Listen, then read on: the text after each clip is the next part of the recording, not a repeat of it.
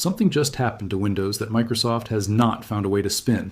And it isn't a lawsuit, it isn't a government investigation, and it isn't even a flashy rival product launch. It's a free open source tool that costs nothing, fits on a USB stick, and just quietly helped push Windows below a number Microsoft has not seen in years. As of June 2026, StatCounter's global desktop tracking shows Windows sitting at 56.55% worldwide. The first time in years its share has dropped below 60%. Meanwhile, Linux, the operating system mocked for decades as the never-quite-ready alternative, climbed to 4.39% that same month, one of its strongest showings ever recorded. And sitting right in the middle of that shift is a tool called Ventoy, which has pushed out its 17th stable release on July 24th, 2026, its fourth update in a single month. So today we're breaking down exactly how a free USB tool ended up doing more damage to Microsoft's grip on the PC market than any lawsuit or rival product ever managed, and why millions of users are treating this like an actual escape route. To understand why this matters, you have to start with the wound, because none of this makes sense without it. On October 14th, 2025, Microsoft officially ended all support for Windows 10. Not a gradual wind down, a hard stop, no more security patches, no more bug fixes, no more protection for what had been, up until that exact date, the most widely used desktop operating system on the planet. And here's the number that turned this from an inconvenience into genuine anger. Multiple hardware tracking platforms estimated roughly 400 million PCs were flagged as ineligible for the free upgrade to Windows 11. These weren't ancient machines gathering dust in a closet. Many were laptops and desktops bought in 2018, 2019, and 2020, running Intel's 7th and 8th generation processors. Chips perfectly capable of handling browsing, video calls, streaming, and everyday office work without a single complaint. Microsoft's answer was a hardware requirement called TPM 2.0, the Trusted Platform Module. And if your machine didn't have that chip, enabled at the hardware level, you weren't just discouraged from upgrading. You were rejected outright. The reaction wasn't mild frustration. It was fury, and it showed up everywhere at once. Reddit threads, tech forums, and YouTube. Comment sections filled with the exact same story, repeated by what felt like millions of different people. My computer runs fine, so why am I being told to buy a new one? Microsoft's actual answer to that question came down to two paths. Pay roughly $30 a year per machine for extended security updates, or go buy new hardware entirely. That was it. That was the whole plan Microsoft laid out for hundreds of millions of people who had already paid for the computer sitting in front of them. And a huge number of those people started looking for a third option Microsoft never offered them. That's where Ventoy comes back into this story, and it's worth being precise about what it actually does, because on the surface it sounds almost too simple to matter. Ventoy is a free open source tool you install once onto a USB drive, just once. After that, you never flash it, wipe it, or reformat it again. You simply drag and drop ISO files onto it the exact same way you drop a document into a folder. Windows 10, Windows 11, Linux Mint, Ubuntu, Fedora, disk recovery tools, antivirus rescue environments, all of it can. Live on a single drive at the same time, plug it into virtually any machine, boot from it, and Ventoy hands you a clean menu listing, every option sitting on that drive. Arrow keys, enter boot, that's the entire mechanism. And it's the exact mechanism that just quietly dismantled the illusion Microsoft spent years building. The illusion that there was no real alternative to just paying up or buying new hardware. And this isn't a project that had one lucky viral moment and then went quiet. Ventoy has been in active, continuous development since its first release back in April 2020, and 2026 has been its most aggressive year yet. Version 1.1.14, released June 24th, introduced a new UEFI secure boot certificate authority to keep pace with Microsoft's own certificate rollout. Version 1.1.16 followed on June 25th, fixing boot issues tied to older firmware. And on July 24th, 2026, just days ago as of this video, version 1.1.17 landed, specifically optimizing the secure boot process again, timed directly to coincide with an industry-wide migration away from a decade-old Windows certificate standard. 4 updates in roughly a month, all addressing exactly the pain points that frustrate people trying to leave Windows behind. That is not the behavior of an abandoned side project sitting quietly on someone's GitHub page, collecting dust. That's a living, actively maintained tool getting sharper and more reliable at precisely the moment the largest pool of angry, motivated users in its history came looking for exactly what it offers. And they are looking. Zorin OS, a Linux distribution deliberately designed to look and feel like Windows so migrants don't get hit. With Total Interface Shock, has reported that more than 780,000 Windows users have switched over specifically since the Windows 10 end-of-life announcement. That's not a rounding error. That's the size of a mid-sized city's entire population, walking away from an operating system they'd used for years, one ISO file at a time. Here's where this story gets genuinely interesting, because Ventoy isn't just convenient, it's strategically disruptive in a way most people don't fully grasp the first time they hear about it. To understand why a free USB tool should actually worry a $1 trillion company, you have to understand how Microsoft's grip on the PC ecosystem has always really worked. Not through force, not through some contract buried in fine print that nobody reads. Through friction, carefully designed, deliberately maintained friction that makes every alternative feel risky, technical, and simply not worth the hassle. And Ventoy surgically removes that friction at almost every single point Microsoft built it. Think about what fixing a broken Windows installation used to actually involve. And anyone who has used Windows long enough knows it tends to break at the worst possible moment. You needed Microsoft's own media creation tool, downloaded from Microsoft's own servers, run on a working computer, used to format a USB drive, written to, and then booted on a machine that might not even respond properly. For anyone who wasn't already technically confident, that process felt like performing surgery on a moving car. And that complexity was never really an accident. When fixing your own computer requires Microsoft's own tools and Microsoft's own process from start to finish, you stay inside Microsoft's ecosystem.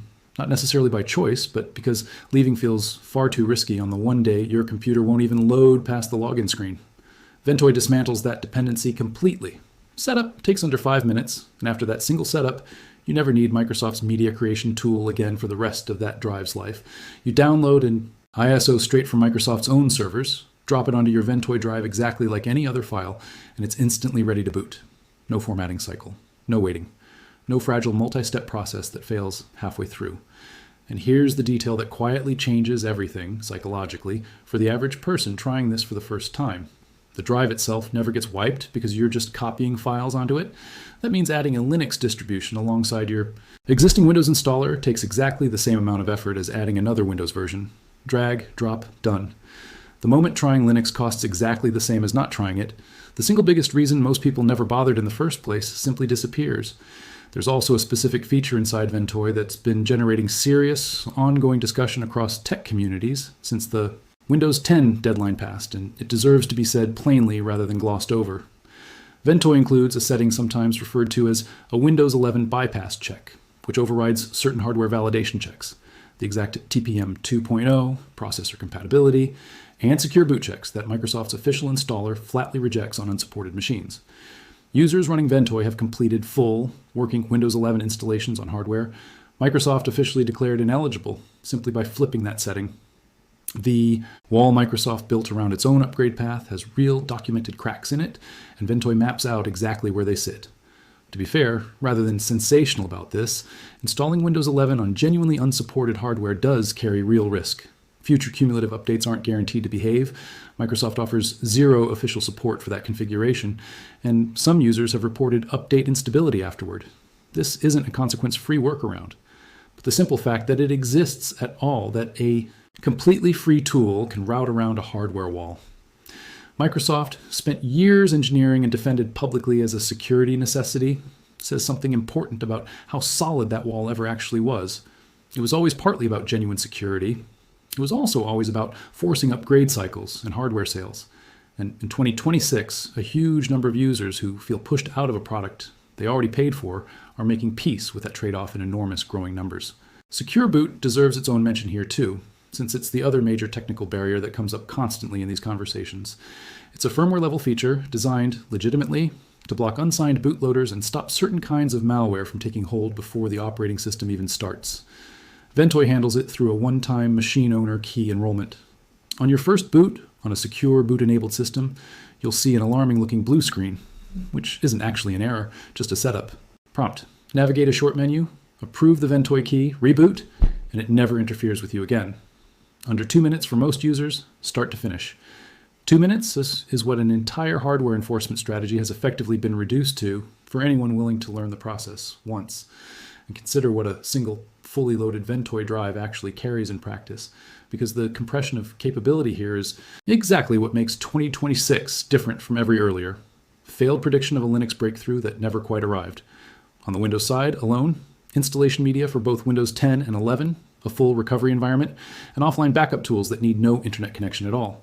On the Linux side, Mint for anyone who wants something familiar, Ubuntu for the broadest hardware support and the largest community behind it, Fedora for people who want the newest software first, Zorin OS, specifically built for Windows refugees who don't want to learn a new interface from scratch, and lightweight distributions built for older or lower spec machines that would struggle with anything heavier. On the rescue side, partition editors, drive cloning tools, file recovery utilities, and antivirus rescue environments that can scan a compromised system without ever having to boot the infected operating system itself. All of it on one drive, behind one boot menu, accessible from a single USB port. Just a few years ago, a repair technician carried an entire bag of individually labeled USB drives to accomplish what one properly loaded Ventoy drive now does by itself. That compression of capability isn't a gimmick. It's the actual barrier Microsoft's entire hardware strategy could never survive. So here's the question that matters more than any single USB tool. Has Microsoft actually lost control of its own upgrade story? Because the data trail through 2026 says something close to yes, and it's not just Ventoy's download numbers telling that story. It's Microsoft's own admissions. Start with the trust damage that was already building before Ventoy ever became a talking point. Windows 11 launched back in October 2021, wrapped in confident messaging about TPM 2.0 being a hard, non-negotiable security requirement. But by early 2026, the company was visibly buckling under years of accumulated frustration. In February 2026, Windows and Devices President Pavan Davuluri publicly acknowledged that feedback from Windows insiders about the platform's core problems had been, in his words, loud and clear, and reporting confirmed Microsoft was pausing several planned AI initiatives, specifically to focus engineering resources on fixing basic reliability issues. That same reporting period documented a genuinely rough stretch, a January 2026 patch that broke Outlook and GPU drivers for large numbers of users, on top of a prior fix that had broken recovery tools in both Windows 10 and Windows 11. This wasn't one bad month. It was described, even by outlets that cover Microsoft closely and favorably, as a pattern too long to be acceptable. Then there's Recall, the AI feature that turned a simmering trust problem into something closer to a full-blown crisis. Recall works by periodically screenshotting your entire screen and storing that history locally so you can later search it in plain language. Every website, every document, every private conversation, quietly logged. Security researchers flagged it almost immediately as a serious risk, demonstrating that malware could potentially access and extract that entire searchable history. The backlash was severe enough that Microsoft delayed the feature's rollout multiple times and eventually reworked it into something opt-in, encrypted locally, and tied to Windows Hello authentication and the same TPM 2.0 hardware Microsoft had already made mandatory. That's a real documented engineering fix. But the initial damage to user trust, as multiple outlets covering Windows have put it plainly through 2026, left lasting scars that better encryption alone hasn't erased. And then came the moment that, in a lot of ways, validated everything frustrated Windows 10 users had been arguing since October 2025. Microsoft published an official support page in 2026 explicitly acknowledging that Windows 11 can be installed on hardware that doesn't meet its official minimum requirements, including devices without TPM 2.0, while carefully noting the company doesn't recommend it and won't guarantee compatibility going forward. Read that carefully because it matters.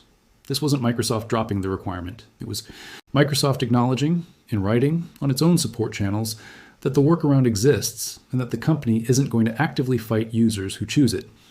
For the millions of people who spent the better part of a year being told their perfectly functional computer simply wasn't welcome on Windows 11, that acknowledgement landed less like generosity and more like confirmation of something they'd suspected the entire time, that the wall was never quite as solid or quite as necessary as it had been presented. Meanwhile, the numbers kept moving in exactly the direction that acknowledgement would predict. By June 2026, StatCounter's global desktops tracking placed Windows at 56.55% worldwide, a genuinely historic drop below the 60% line for an operating system that has dominated desktop computing for 3 decades. Linux, in that same month, reached 4.39%, one of its strongest recorded positions ever, continuing a climb that started at 2.76% back in July 2022, a roughly 70% increase in under 4 years. The United States crossed the 5% Linux threshold for the first time in June 2025. And by mid-2026, analysts tracking the trend were projecting Linux could approach 6% of global desktop share before the year is out. India, for context on just how far this can go, already sits at over 16% Linux adoption among major economies, more than 3 times the global rate. Gaming tells its own version of the same story, and it matters, because gaming was, for decades, the single strongest argument against ever leaving Windows. Valve's Steam hardware survey recorded Linux hitting an all-time high of 5.33% of active users in March 2026, before settling to a still remarkable 4.52% the following month, numbers driven directly by Valve's own Proton compatibility layer and the cultural shift created by the Steam Deck, which runs a Linux-based operating system called Steam OS. A teenager who grew up gaming on a Steam Deck simply doesn't carry the same assumptions about Linux that someone who fought printer drivers and Wi-Fi chipsets in 2010 does. That generational shift happened quietly, with no marketing campaign at all, just a product that consistently worked. And it isn't only home users making this move. European governments have continued accelerating migration away from Microsoft dependency through 2025 and into 2026, citing data sovereignty, long-term licensing costs, and a growing institutional view that heavy reliance on a single vendor is itself a liability worth eliminating. Schools and universities hitting the exact same Windows 11 hardware wall as every day. Households have been evaluating Linux and Chromebook alternatives in numbers that would have seemed like a fringe experiment just 5 years ago. None of these institutions are moving because of Ventoy specifically, but Ventoy is very often the tool that lets an individual IT department or a single curious employee actually test the alternative for free on real hardware before committing budget or policy to it. So where does this actually leave Microsoft heading into the rest of 2026? Not with a single dramatic collapse, but with something that's arguably more uncomfortable for a company its size, a slow, compounding erosion of the one thing Windows has relied on for 3 decades that no marketing budget can simply buy back: default trust. For most of Windows history, the assumption was automatic. You bought a computer, it ran Windows, and you never seriously questioned whether it could run anything else. That assumption is the actual thing that broke in 2025 and 2026. Not a single feature, not a single tool, but the quiet, cumulative realization among ordinary users that leaving was not only possible, but genuinely easy. It's worth being fair to Microsoft here, because the full picture isn't simply a story of corporate greed versus scrappy underdog software. TPM 2.0 does serve a real security purpose. It's the same chip that protects encryption keys, secures login credentials, and helps guard it against certain classes of firmware-level attacks.